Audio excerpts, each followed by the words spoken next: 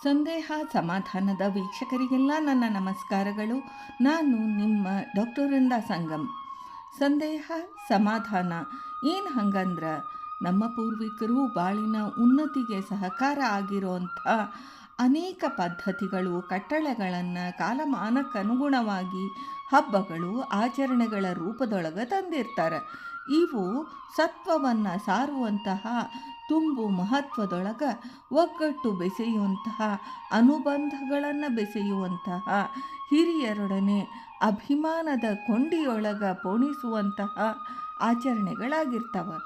ಇವು ವಿಶೇಷ ಮಹತ್ವವನ್ನು ಪಡೆದಿರ್ತವೆ. ಭಾರತೀಯ ಸಂಸ್ಕೃತಿಯೊಳಗೆ ಪದ್ಧತಿಗಳ ಆಚರಣೆಗೆ ಬಹಳ ಮಹತ್ವ ಅದ. ಮುಕ್ಕೋಟಿ ದೇವತೆಗಳನ್ನು ಆರಾಧಿಸುವ ಭಾರತೀಯ ಪರಂಪರೆಯೊಳಗೆ 108 ಆಚರಣೆಗಳು, ಶಾಸ್ತ್ರಗಳು ಅವ. ಆದ್ರೆ ಇದರ ಹಿಂದಿನ ಅರ್ಥ ಏನು, ಅದನ್ನು ನಾವು ಯಾಕೆ ಮಾಡಬೇಕು, ಅದರಿಂದ ಏನು ಪ್ರಯೋಜನ, ಇವು ನಮಗೆ ತಿಳಿದಿರೋದಿಲ್ಲ. ಅದಕ್ಕೆ ನಮಗೆ ವೇದ ಉಪನಿಷತ್ಗಳ ಆಧಾರ ಜ್ಞಾನ ಇವ್ಯಾವೂ ಇರುವುದಿಲ್ಲ. ಹಂಗಂದ್ರೆ ಈ ಸಂದೇಹಗಳ ನಿವಾರಣೆ ಆಗೋದಾದರೂ ಹೆಂಗೆ? ಯಾರನ್ನಾರ ಕೇಳಿದ್ರೆ ಅದು ನಮ್ಮನೆ ಪದ್ಧತಿ, ಹಿಂದಿನಿಂದ ಮಾಡಿದ್ದು, ನಾವು ಮಾಡಬೇಕು, ಇದೇ ಉತ್ತರ ಸಿಗುತ್ತದೆ. ಈ ಸಂದೇಹಗಳು ದೊಡ್ಡವೇನಲ್ಲ, ಆದರೆ ಇವುಗಳ ಅರ್ಥ ತಿಳಿದ್ರೆ ನಾವು ಇನ್ನೂ ಶ್ರದ್ಧೆಯಿಂದ ಇವುಗಳನ್ನು ಪಾಲನೆ ಮಾಡಬಹುದು ಅಂತನೂ ಅನ್ನಿಸ್ತದಲ್ಲ. ಅಂತಹ ನಮ್ಮ ಮನಸ್ಸಿನೊಳಗೆ ಮೂಡಿದಂತಹ ಸಂದೇಹಗಳಿಗೆ ಸಮಾಧಾನದ ಉತ್ತರಗಳನ್ನು ನೀಡೋದೇ ಇಲ್ಲಿನ ಪ್ರಯತ್ನ. ಅಂದ್ರೆ ನಮ್ಮ ಸಂದೇಹಗಳಿಗೆ ಡಾಕ್ಟರ್ ಸುಧಾ ನರಸಿಂಗರಾವ್ ದೇಶಪಾಂಡೆ ಅವರು ಸಮಾಧಾನದ ಉತ್ತರಗಳನ್ನು ನೀಡ್ತಾರೆ. ಇಲ್ಲಿ ವಾರಕ್ಕೊಮ್ಮೆ 3 ಪ್ರಶ್ನೆಗಳಿಗೆ ಉತ್ತರಗಳನ್ನು ನೀಡುವ ಕಾರ್ಯಕ್ರಮ ಇದು. ಮತ್ತು ನಿಮ್ಮಲ್ಲಿ ಈ ರೀತಿಯ ಸಂದೇಹಗಳೇನಾದರೂ ಇದ್ದರೆ ಅವುಗಳನ್ನು ನಮಗೆ ತಿಳಿಸ್ರಿ, ಕಮೆಂಟ್ ಮಾಡಿರಿ, ನೇರವಾಗಿ ನಮಗೆ ಹೇಳ್ರಿ. ಅದಕ್ಕೆ ಸಮಾಧಾನದ ಉತ್ತರಗಳನ್ನೂ ಪಡೀರಿ. ಒಟ್ಟಿನ ಮೇಲೆ ನಿಮ್ಮ ಮನಸ್ಸಿನೊಳಗೆ ಮೂಡಿದಂತಹ ಸಂದೇಹಗಳಿಗೆ ಸಮಾಧಾನದ ಉತ್ತರಗಳನ್ನು ಪಡೆಯುವಂತಾಗಲಿ ಮತ್ತು ಅದರಿಂದ ನಿಮಗೆ ಹೆಚ್ಚಿನ ಆಚರಣೆಗಳೊಳಗೆ ಒಂದು ವಿಧಿವಿಧಾನವನ್ನು ರೂಪಿಸಿಕೊಳ್ಳೋದಾಗಲಿ ಅನ್ನೋದೇ ಈ ಮಾಲಿಕೆಯ ಉದ್ದೇಶ. ಇಂದಿನ 3 ಪ್ರಶ್ನೆಗಳ ಹಿಂಗವ. ಊಟಕ್ಕೆ ಮೊದಲ ಚಿತ್ರಾಹುತಿ ಇಡಬೇಕು ಅಂತಾರೆ, ಅದು ಯಾಕೆ? ನೆನಪಿರಲಿ, ಅದು ಚಿತ್ರಾಹುತಿ, ಚಿತ್ರಾವತಿ ಅಲ್ಲ. ಚಿತ್ರಾಹುತಿಯನ್ನು ಬಾಳೆ ಎಲೆ ಅಥವಾ ಮುತ್ತುಗದ ಎಲೆ ನೆಲದ ಮೇಲೆ ಕೂತು ಊಟ ಮಾಡುವಾಗ ಮಾತ್ರ ಮಾಡಬೇಕೋ ಅಥವಾ ಟೇಬಲ್ ಮೇಲೆ ತಾಟಿನಲ್ಲಿ ಊಟ ಮಾಡುವಾಗಲೂ ಮಾಡಬೇಕು? ಪರಿಶೇಚನೆ, ಚಿತ್ರಾಹುತಿ, ಅಮೃತಾಪಿ ಇದ ಅರ್ಥ ಮತ್ತು ವಿಧಾನಗಳು ಏನು? ಈ 3 ಪ್ರಶ್ನೆಗಳಿಗೆ ಇವತ್ತು ನಮಗೆ ಡಾಕ್ಟರ್ ಸುಧಾ ನರಸಿಂಗರಾವ್ ದೇಶಪಾಂಡೆಯವರು ಸಂದೇಹಕ್ಕೆ ಸಮಾಧಾನದ ಉತ್ತರಗಳನ್ನು ವೇದ ಉಪನಿಷತ್ತು ಹಾಗೂ ಪುರಾಣಗಳ ಜ್ಞಾನದ ಆಧಾರದ ಮೇಲೆ ನೀಡ್ತಾರೆ. ಕೇಳೋಣಂತ. ಹರೇ ಶ್ರೀನಿವಾಸ. ಎಲ್ಲ ಅಧ್ಯಾತ್ಮ ಬಂಧುಗಳಿಗೆ ಅನಂತ ನಮಸ್ಕಾರಗಳು. ಶ್ರೀ ಗುರುಭ್ಯೋ ನಮಃ, ಪರಮ ಗುರುಭ್ಯೋ ನಮಃ. ಶ್ರೀಮದ್ ಆನಂದ ತೀರ್ಥ ಭಗವತ್ಪಾದಾಚಾರ್ಯ ಗುರುಭ್ಯೋ ನಮಃ. ಕಲ್ಯಾಣಾತ್ಮತಗಾತ್ರಾಯ ಕಾಮಿತಾರ್ಥಪ್ರದಾಯನೆ ಶ್ರೀಮದ್ ವೆಂಕಟಗಿರಿನಾಥಾಯ ಶ್ರೀನಿವಾಸಾಯತೆ ನಮಃ. ಎಲ್ಲ ಅಧ್ಯಾತ್ಮ ಬಂಧುಗಳಿಗೆ ವಂದನೆಗಳನ್ನು ತಿಳಿಸ್ತಾ, ಸಂದೇಹ ಸಮಾಧಾನ ಈ ಕಾರ್ಯಕ್ರಮದಲ್ಲಿ ತಮಗೆಲ್ಲ ಸ್ವಾಗತವನ್ನು ಕೋರ್ತಾ, ಇವತ್ತಿನ ಪ್ರಶ್ನೆ ಕೇಳ್ತಾ ಇದ್ದಾರೆ. ಊಟಕ್ಕೆ ಮೊದಲು ಚಿತ್ರಾಹುತಿ ಇಡಬೇಕು ಎನ್ನುತ್ತಾರೆ, ಯಾಕೆ? ನೋಡಿ, ಮೊಟ್ಟ ಮೊದಲಿಗೆ ಊಟ ಅಂದರೆ ಏನು ಅಂತಂದರೆ, ಭೋಜನ ಅನ್ನೋದು ಒಂದು ಯಜ್ಞ. ಇದು ನಾವು ಮಾಡೋ ಪ್ರತಿಯೊಂದು ಕೆಲಸಗಳು ಕೂಡ ಯಜ್ಞ ಅಂತ ತಿಳ್ಕೊಂಡ್ರೆ, ಇದು ಭೋಜನ ಅನ್ನೋದು ಯಜ್ಞ. ವೈಶ್ವಾನರ ಎನ್ನುವ ನಮ್ಮ ಉದರದಲ್ಲಿ ಒಂದು ಅಗ್ನಿ ಇರ್ತದೆ, ಆ ಅಗ್ನಿಗೆ ಆಹುತಿ ಕೊಡಬೇಕು. ಆ ದೃಷ್ಟಿಯಿಂದ ನಾವು ಊಟವನ್ನು ಮಾಡ್ತೇವೆ. ಮೊಟ್ಟ ಮೊದಲಿಗೆ ಊಟ ಮಾಡುವಾಗಲೇ ನಾವು ಮಂಡಲವನ್ನು ಮಾಡಿ, ಚೌಕಾಕಾರದ ಮಂಡಲವನ್ನು ಮಾಡಿ, ಅಲ್ಲಿ ಎಲೆ ಅಥವಾ ಮುತ್ತಗದ ಎಲೆ ಅಥವಾ ತಾಟು ಯಾವುದಾದ್ರೂ ನೀವು ಏನೇ ಹಾಕ್ಕೊಳ್ರಿ, ಅದನ್ನು ಮೊದಲೇನಂತಂದರೆ ಮಂಡಲವನ್ನು ಮಾಡಿ, ಅದಕ್ಕೆ ಚೌಕಾಕಾರ ಮಂಡಲವನ್ನು ಮಾಡಿಟ್ಕೊಂಡು ಊಟಕ್ಕೆ ಕುಳಿತುಕೋಬೇಕು. ಅದು ಯಜ್ಞದ ಕಟ್ಟೆ ಅಂತ ಕೂಡ ಕರೆಸ್ಕೊಳ್ತದೆ. ಅದು ಊಟಕ್ಕೆ ಮೊದಲು ಚಿತ್ರಾಹುತಿ ಯಾಕೆ ಇಡಬೇಕು ಅಂತಂದರೆ, ನಮಗೆ ಯಾವ ರೀತಿ ಅದು ಅಂತಂದರೆ, ಒಂದು ಉದ್ಧರಣೆಯಲ್ಲಿ ನೀರು ಹಾಕಿಕೊಂಡು ಬಲಗೈಯಲ್ಲೇ ನೀರು ಹಾಕ್ಕೊಂಡು ಗಾಯತ್ರಿ ಮಂತ್ರ ಹೇಳ್ತಾ ಮೊದಲು ಅನ್ನಕ್ಕೆ ನೀರು ಪ್ರೋಕ್ಷಣೆ ಮಾಡಬೇಕು. ಮತ್ತೊಮ್ಮೆ ಬಲಗೈಯಲ್ಲಿ ನೀರು ಹಾಕ್ಕೊಂಡು ಅಂಗೈಯಿಂದ ತೆಗೆದುಕೊಂಡು ಬಲಗಡೆಯಿಂದ ಎಡಗಡೆ ಪ್ರದಕ್ಷಿಣಾಕಾರವಾಗಿ ಎಲೆಯ ಸುತ್ತ ಹಾಕಬೇಕು. ಅನಂತರ ತುಪ್ಪ ಹಾಕಿದ ಅನ್ನದ ಮೇಲೆ 4 ಅಗಳು ತೆಗೆದುಕೊಂಡು ಚಿತ್ರಾಹುತಿ ಇಡಬೇಕು. ಯಾಕೆ ಅಂತಂದರೆ, ಅಲ್ಲಿ ಚಿತ್ರಾಯ ನಮಃ, ಚಿತ್ರಗುಪ್ತಾಯ ನಮಃ, ಯಮಾಯ ನಮಃ, ಯಮಧರ್ಮಾಯ ನಮಃ ಎಂದು ಹೇಳ್ತಾ ನೀರು ಮೇಲಿಂದ ಕೆಳಗೆ ಬರುವಂತೆ ಇಡಬೇಕು. ಇದಕ್ಕೆ ಆಹುತಿ ಅಂತ ಕರೀತಾರೆ. ನೋಡಿ, ನಾವು ಯಜ್ಞಕ್ಕೆ ಕೊಡಬೇಕಾಗಿದ್ದ ಆಹುತಿಗೆ ಚಿತ್ರಾಹುತಿ ಅಂತ ಕರೆಯೋದು ಅಂತ ಗೊತ್ತು. ಚಿತ್ರಗುಪ್ತರು ನಮಗೆ ಯಾವಾಗಲೂ ನಾವು ಮಾಡೋ ಕರ್ಮಗಳಿಗೆ ಸಾಕ್ಷಿಯಾಗಿ ಅವರು ಯಮಧರ್ಮನ ಕಿಂಕರರು. ಅವರನ್ನು ಒಲಿಸ್ಕೊಳ್ಳಲಿಕ್ಕೆ ಆಗಲಿ ಅಥವಾ ಅವರಿಗೆ ಒಂದು ಆಹುತಿಯನ್ನು ಕೊಟ್ಟು ನಾವು ಊಟ ಮಾಡಬೇಕನ್ನೋದು ಒಂದು ದೃಷ್ಟಿ. ಅದರ ಜೊತೆಗೆ ಮತ್ತೆ ನಾನು ಹೇಳ್ತಾರೆ, ನಂತರ ಬಲಗೈಯಲ್ಲಿ ನೀರು ಹಾಕಿಕೊಂಡು ಅಹಂ ವೈಶ್ವಾನರ ಭೂತ್ವ ಪ್ರಾಣಿನಾಂ ದೇಹಮಾಶ್ರಿತ ಅಂತ ನಾವು ಚಿಂತನೆ ಮಾಡಬೇಕು. ಪ್ರಾಣಾಪಾನ ಸಮಾಯುಕ್ತ ಪಚಾಮನ್ಯಂ ಚತುರ್ವಿಧಂ ಅಮೃತಮಸ್ತು ಅಮೃತೋಪಸ್ತರಣಂ ಅಸಿ ಸ್ವಾಹ ಅಂತ ಅಂಗೈಯಲ್ಲಿ ಹಾಕ್ಕೊಂಡು ನೀರನ್ನು ಅಪೋಷಣ ಮಾಡಬೇಕು. ಇದನ್ನೆಲ್ಲ ನಾವು ನೋಡ್ತೀವಿ ಪುರುಷೋತ್ತಮ ಯೋಗ, ಭಗವದ್ಗೀತೆ ಪುರುಷೋತ್ತಮ ಯೋಗ ಅಧ್ಯಾಯದಲ್ಲಿ ಸ್ವಾಮಿ ವೈಶ್ವಾನರ ದೇಹದಲ್ಲಿ ನಾನು ವೈಶ್ವಾನರ ಅನ್ನೋ ಅಗ್ನಿಯಿಂದ ಇದ್ದೇನೆ ಎಲ್ಲ ದೇಹಗಳಲ್ಲಿ ಅಂತ ಹೇಳಿದ್ದಾನೆ. ಆ ದೃಷ್ಟಿಯಿಂದ ನಾವೇನಂತಂದರೆ ಭಗವಂತನಿಗೆ ಅನ್ನವನ್ನು ನಾವು ಕೊಟ್ಟಂತೆ ಅರ್ಥ. ಮುಖ್ಯವಾಗಿ ನಾವು ಊಟ ಮಾಡೋದು ಅಂತಂದರೆ ಅದು ಯಜ್ಞ. ನಮ್ಮ ಭೋಜನ ನಾವು ಮಾಡಿದ್ರೆ ಕೂಡ ಒಂದು ದಂಪತಿಗಳ ಅರ್ಚನೆ ಮಾಡಿಸಿದಷ್ಟು ಪುಣ್ಯ ಅಂತ ಕೂಡ ಬರ್ತದೆ.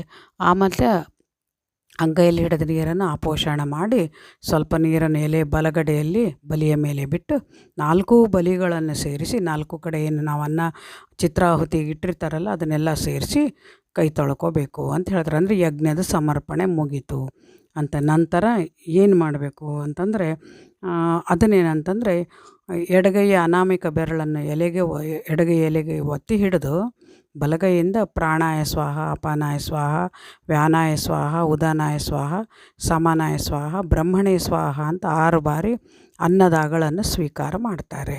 ಯಾಕೆ ಅಂತಂದರೆ ನಮ್ಮ ದೇಹದಲ್ಲಿ ಪ್ರಾಣ, ಅಪಾನ, ವ್ಯಾನ ಅಂತ ಪ್ರಾಣದೇವರ ಅಂತರ್ಗತವಾದ ಭಗವದ್ ರೂಪಗಳು ಅಲ್ಲಿ ನಾವು ನೋಡ್ತೀವಿ.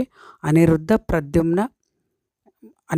ಪ್ರದ್ಯುಮ್ನ ಸಂಕರ್ಷಣ ವಾಸುದೇವ ಹಾಗೂ ನಾರಾಯಣ ರೂಪಿ ಪರಮಾತ್ಮ ಹಾಗೂ ಬ್ರಹ್ಮ ಅಂತಂದರೆ ಪರಬ್ರಹ್ಮ ಅಂತ ಭಗವಂತ ಅಲ್ಲಿ ಇರ್ತಾನೆ ಅನ್ನುವ ದೃಷ್ಟಿಯಿಂದ 6 ಬಾರಿ ನಾವು ಅದನ್ನು ಅನ್ನದಗಳನ್ನು ಸ್ವೀಕಾರ ಮಾಡಿ ಮತ್ತೆ ಎಲೆಗೆ ಹಿಡಿದಿದ್ದ ಬೆರಳಿಗೆ ನೀರು ಹಚ್ಚಿಕೊಂಡು ಕಣ್ಣಿಗೆ ಹೊತ್ಕೊಂಡು ಊಟ ಮಾಡಬೇಕು ಅಂತ ಹೇಳ್ತಾರೆ. ಮತ್ತು ಇದು ಈ ರೀತಿ ಊಟ ಮಾಡೋದು ಒಂದು ಯಜ್ಞ. ಮತ್ತು ಅದರ ಜೊತೆಗೆ ಏನಂತಂದರೆ ಸ್ವಲ್ಪನೇ ಆಹಾರ ಸ್ವೀಕಾರ ಮಾಡಬೇಕು ಅಂತ ಹೇಳ್ತಾರೆ. ಸ್ವಲ್ಪ ಆಹಾರ ಸ್ವೀಕಾರ ಮಾಡಿ ನಾವು ಸ್ವಲ್ಪ ನೀರು ಕುಡಿಬೇಕು. ಯಾಕೆ ಅಂತಂದರೆ ಅನ್ನ ನೆತ್ತಿಗೆ ಹತ್ತಬಾರ್ದು. ಅಥವಾ ನಾವು ಉಣ್ಣುವ ಆಹಾರ ಅದು ಏನಂತಂದರೆ ಭೋಜನ ಅನ್ನೋ ಯಜ್ಞಕ್ಕೆ ಒಂದು ಕ್ರಮ ಇರ್ತದೆ. ನಾವು ಬೇಗನೆ ಅನ್ನವನ್ನು ಊಟ ಮಾಡಿದ್ದೀವಿ ಅಂತಂದರೆ ಅದು ನಮಗೆ ನೆತ್ತಿಗೆ ಹತ್ತಿ ಅದು ನಮಗೆ ಗಂಟಲಲ್ಲಿ ಸಿಕ್ಕಬೀಳೋ ಚಾನ್ಸ್ ಇರ್ತದೆ. ಆ ದೃಷ್ಟಿಯಿಂದ ನಾವೇನಂತಂದರೆ ನಿಧಾನವಾಗಿ ತುಪ್ಪ ಅನ್ನವನ್ನು ಮೊದಲು ಸ್ವೀಕಾರ ಮಾಡಿ ನೀರು ಕುಡಿದ ಮೇಲೆ ಮತ್ತೆ ಊಟ ಮಾಡಬೇಕು ಅಂತ ಹೇಳ್ತಾರೆ. ಆಮೇಲೆ ಎಲ್ಲ ಊಟ ಮುಗಿದ ಮೇಲೆ ಅಮೃತಾಪಿ ದಾನಮಸಿ ಸ್ವಾಹ ಅಂತಂದು ಆಪೋಷಣೆ ಮಾಡಿ ಭೋಜನ ಯಜ್ಞವನ್ನು ಸಮರ್ಪಣೆ ಮಾಡಬೇಕು ಅನ್ನೋದು. ಇದು ಊಟಕ್ಕೆ ಮೊದಲು ಚಿತ್ರಾಹುತಿ ಇಡಬೇಕು. ಮತ್ತು ಈ ಚಿತ್ರಾಹುತಿಯನ್ನು ಕೇಳ್ತಾ ಇದ್ದಾರೆ ಬಾಳೆ ಎಲೆ ಅಥವಾ ಮುತ್ತುಗದ ಎಲೆಯಲ್ಲಿ ಅಥವಾ ನೆಲದ ಮೇಲೆ ಕುಳಿತು ಊಟ ಮಾಡುವಾಗ ಮಾತ್ರ ಮಾಡಬೇಕು, ಅಥವಾ ಟೇಬಲು ಮತ್ತು ತಾಟಿನಲ್ಲಿ ಊಟ ಮಾಡುವಾಗಲೂ ಮಾಡಬೇಕು. ನೋಡಿ, ಇದು ಬಹಳ ಇವತ್ತಿನ ನಾಳಿನ ಒಂದು ವಿಷಯ ನಾವು ನೋಡೋದಾದರೆ ಮೊದಲಿನ ಕಾಲದಲ್ಲಿ ಊಟಕ್ಕೂ ಈಗಿನ ಕಾಲದ ಊಟಕ್ಕೂ ವ್ಯತ್ಯಾಸ ಆಗ್ತಾ ಇದೆ. ನಾವೆಲ್ಲ ಮೊದಲೆಲ್ಲ ಕೆಳಗಡೆ ಕೂತು ಊಟ ಮಾಡ್ತಿದ್ರು. ಇತ್ತೀಚೆಗೆ ಡೈನಿಂಗ್ ಟೇಬಲ್ ಮೇಲೆ ಅಥವಾ ತಾಟಿನಲ್ಲಿ ನಾವು ತಟ್ಟೆಯಲ್ಲಿ ಊಟ ಮಾಡೋದು ಬಹಳ ಪ್ರತಿನಿತ್ಯದ್ದು. ಯಾವಾಗೋ ಹಬ್ಬಗಳಿದ್ದಾಗ ಮಾತ್ರ ನಾವು ಏನಂತಂದರೆ ಬಾಳೆ ಎಲೆ ಅಥವಾ ಮುತ್ತುಗದ ಎಲೆಯಲ್ಲಿ ಊಟ ಮಾಡ್ತೀವಿ. ಆದರೆ ಶಾಸ್ತ್ರ ಯಾವತ್ತು ಸಂಧ್ಯಾ ವಂದನೆ ಮಾಡಿದಂತಹ ಬ್ರಾಹ್ಮಣ ಚಿತ್ರಗುಪ್ತರಿಗೂ ನೈವೇದ್ಯ ಚಿತ್ರಾಹುತಿ ಹಿಡದೆ ಊಟ ಮಾಡುವ ಹಾಗೆ ಇಲ್ಲ. ಗೃಹಸ್ಥನಾಗಿರಲಿ, ಬಾಲಕನಾಗಿರಲಿ, ಬ್ರಹ್ಮಚಾರಿಯಾಗಿರಲಿ, ಅವನು ಕಂಪಲ್ಸರಿ ಚಿತ್ರಾಹುತಿಯನ್ನು ಇಡಲೇಬೇಕು. ಅವನು ತಟ್ಟೆ ಅಲ್ಲಾದರೂ ಊಟ ಮಾಡಲಿ, ಟೇಬಲಲ್ಲಾದರೂ ಊಟ ಮಾಡಲಿ, ಅದನ್ನು ನಿತ್ಯ ಮಾಡಲೇಬೇಕಾದ ಒಂದು ವಿಧಿ. ಅದು ಇಲ್ಲದೆ ಊಟ ಮಾಡಲಿಕ್ಕೆ ಇಲ್ಲ. ಇನ್ನು ಪರಿಶಿಂಚನೆ, ಚಿತ್ರಾಹುತಿ, ಅಮೃತಾಪಿಗಳ ವಿಧಾನ ಏನು ಅಂತ ಅದ್ರ ಬಗ್ಗೆನೂ ಕೂಡ ಕೇಳ್ತಾ ಇದ್ದಾರೆ. ಪರಿಶಿಂಚನೆ ಅಂತಂದರೆ ಮೊಟ್ಟ ಮೊದಲಿಗೆ ನಾವು ಹಾಕಿಕೊಂಡ ಅನ್ನದ ಮೇಲೆ ಗಾಯತ್ರಿ ಮಂತ್ರ ಹೇಳಿ ಅದನ್ನೇನಂತಂದರೆ ಪ್ರೋಕ್ಷಣೆ ಮಾಡಬೇಕು ಅಂತ ಹೇಳ್ತಾರೆ. ಯಾಕಂದರೆ ಅದು ಅನ್ನ ಶುದ್ಧ ಆಗಬೇಕು. ಆ ದೃಷ್ಟಿಯಿಂದ ಗಾಯತ್ರಿ ಮಂತ್ರವನ್ನು ಹೇಳಿ ಉದ್ಧರಣೆಯಿಂದ ನೀರನ್ನು ತಗೊಂಡು ಗಾಯತ್ರಿ ಮಂತ್ರದಿಂದ ಅನ್ನಕ್ಕೆ ಸಿಂಪಡಿಸಬೇಕು. ಅದಕ್ಕೆ ಅದಕ್ಕೆ ಪ್ರೋಕ್ಷಣೆ ಅಂತಾರೆ. ಅದರ ನಂತರ ಪರಿಶೇಚನೆ ಅಂದರೆ ಎಲೆಯ ಸುತ್ತು ಅಥವಾ ತಾಟಿನ ಸುತ್ತಲೂ ಬಲಗಡೆಯಿಂದ ಎಡಗಡೆ ಪ್ರದಕ್ಷಿಣೆಯಾಗಿ ಸುತ್ತೋದಕ್ಕೆ ಅದಕ್ಕೆ ಪರಿಶಿಂಚನೆ ಅಂತ ಕರೀತಾರೆ. ಆಮೇಲೆ ಚಿತ್ರಾಹುತಿ ಅಂತಂದರೆ 4 ಭಾಗ ಮಾಡಿ ಸ್ವಲ್ಪ 4 ಅಗುಳ ಅನ್ನಗಳನ್ನು ತೆಗೆದುಕೊಂಡು 4 ಭಾಗ ಏನಿಡ್ತಾರೆ ಅದಕ್ಕೆ ಚಿತ್ರಾಹುತಿ ಅಂತ ಕರೀತಾರೆ. ಅದು ಏನಂತಂದರೆ ಚಿತ್ರಗುಪ್ತರಿಗೂ ಯಮಧರ್ಮನಿಗೂ ಅಂತ 4 ಇಡೋದು.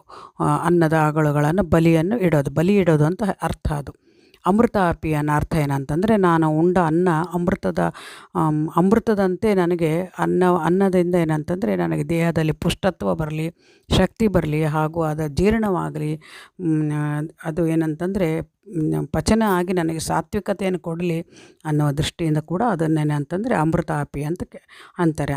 ಅನ್ನ ಅಂದ್ರೆ ಮುಖ್ಯವಾಗಿ ಅಮೃತಕ್ಕೆ ಸಮ. ಮೊದಲು ಇದು ಒಂದು ಧಾರ್ಮಿಕ ವಿಧಿವಿಧಾನದ ಜೊತೆಗೆ ಒಂದು ವೈಜ್ಞಾನಿಕ ವಿಧಿವಿಧಾನವನ್ನು ನಿಮ್ಮ ಮುಂದೆ ಹೇಳ್ತಾ ಇದ್ದೇನೆ. ಯಾಕೆ ಅಂತಂದರೆ ಊಟ ಮಾಡೋಕ್ಕಿಂತ ಮುಂಚಿತವಾಗಿ ಚಿತ್ರಗುಪ್ತರು ನೆನೆಸಿ ಇಡೋದು ಧಾರ್ಮಿಕ ವಿಧಿ ಜೊತೆಗೆ ವೈಜ್ಞಾನಿಕವಾಗಿ ಇದರ ಹಿನ್ನೆಲೆ ಏನು ಅಂತಂದರೆ, ನೆಲದ ಮೇಲೆ ಊಟ ಮಾಡುವಾಗ ಹಿಂದಕ್ಕಿನ ನಾವು ಮನೆಗಳಲ್ಲಿ ನೋಡೋದಾದರೆ ಕೆಳಗೆ ಊಟ ಮಾಡುವಾಗ ಸೆಗಣಿಯಿಂದ ಸಾರಿಸಿದ ಮನೆ, ಅಲ್ಲಿ ಏನಂದರೆ ಕ್ರಿಮಿಕೀಟಗಳು ಎಲೆ ಹತ್ತಿರ ಬರಬಾರ್ದು ಅನ್ನೋ ದೃಷ್ಟಿಯಿಂದ ನೀರನ್ನು ಸುತ್ತಲೂ ಪರಿಶಿಂಚನೆ ಮಾಡ್ತಾ ಇದ್ದರು. ಯಾಕೆ ಅಂತಂದರೆ ಒಂದು ವೇಳೆ ಬಂದರೂ ಕೂಡ ಕೀಟಗಳಾಗಲಿ ಇರುವೆಗಳಾಗಲಿ ಬಂದರೂ ಕೂಡ ನೀರನ್ನು ದಾಟಿ ಎಲೆಯ ಹತ್ತಿರ ಬರಲಿಕ್ಕೆ ಇಲ್ಲ.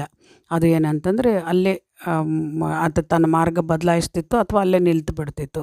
ಮತ್ತು ಅದರ ಜೊತೆಗೆ ಬಗಲಲ್ಲಿ ಇಟ್ಟಂಥ ಅನ್ನ, ಚಿತ್ರಾಹುತಿಗೆ ಅಂತ ಇಟ್ಟಂಥ ಅನ್ನದಿಂದ ಆಕರ್ಷಿತವಾಗಿ ಆ ಅನ್ನದ ಅಗಳನ್ನೇ ತಿಂತಾ ಅಲ್ಲೇ ಕ್ರಿಮಿಕೀಟಗಳು ಕೂಡ ಇರ್ತಿದ್ವು.